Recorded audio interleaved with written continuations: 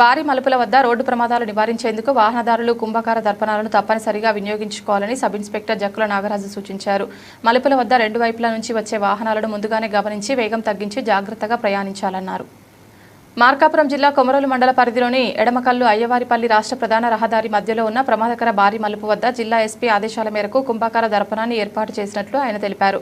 సందర్భంగా sub inspector Nagaraju మాట్లాడుతూ ఆంధ్రప్రదేశ్ పోలీసులు రోడ్డు భద్రత కోసం వినూత్న చర్యలు చేపడుతున్నారని తెలిపారు. కుంభకార దర్పణం బయటకు ఉబ్బి ఉండే వక్ర ఉపరితలం కలిగి ఉండటంతో మలుపుల వద్ద ఎదురుగా వచ్చే వాహనాలను స్పష్టంగా చూడగలుగుతామని వివరించారు. సాధారణంగా ఇలాంటి దర్పణాలను రహదారి మలుపులు, పార్కింగ్ ప్రదేశాలు వంటి ప్రమాదకర ప్రాంతాల్లో ఏర్పాటు చేస్తారని చెప్పారు. అన్ని రకాల వాహనదారులు మలుపులకు చేరుకునే ముందు ఈ దర్పణాల్లో చూసి ఎదురుగా వచ్చే వాహనాలను గుర్తించి వేగాన్ని తగ్గించి నిదానంగా వెళ్లడం ద్వారా ప్రమాదాలను నివారించవచ్చని సూచించారు.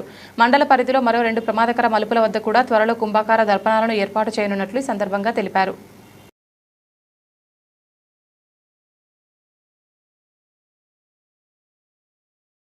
ఈ వాహన చోదకులకి నేను ముఖ్యంగా చెప్పేది ఏమిటంటే, మనం కొమరోలు అల్లినగరం నుంచి మోడు దాకా మనకి రోడ్లో కరువులు అనేవి వంకర్లుగా ఉండటం ఉన్నాయి.